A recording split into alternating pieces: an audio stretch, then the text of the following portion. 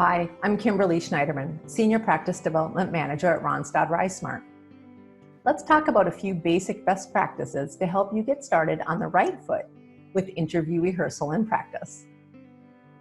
Your preparation in advance of starting to use a video interview tool or going on an interview is imperative.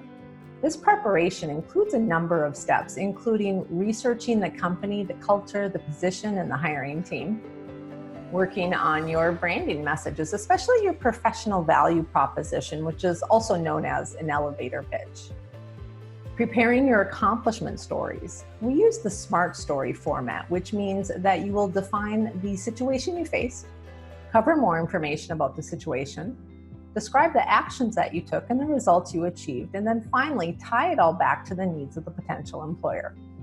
And the final step is determining which of those accomplishment stories are most relevant to the desired position.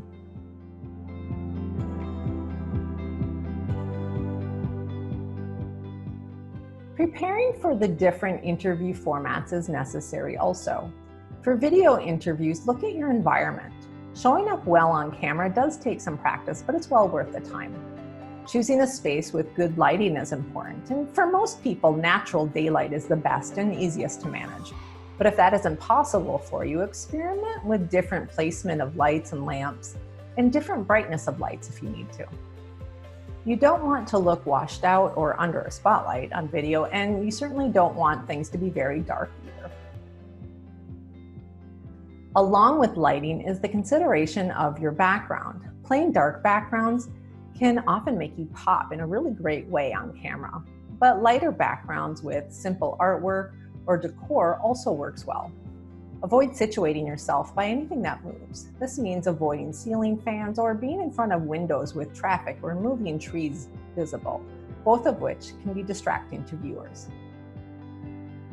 At the time of the video interview, make sure pets are secured where they can't be seen or heard. A barking dog or a cat strolling across a desk does not make a good impression.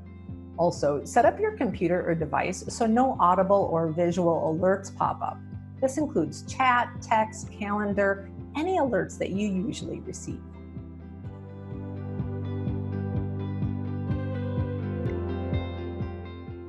For both video and in-person interviews, there are ways that you can ensure that you present your best self.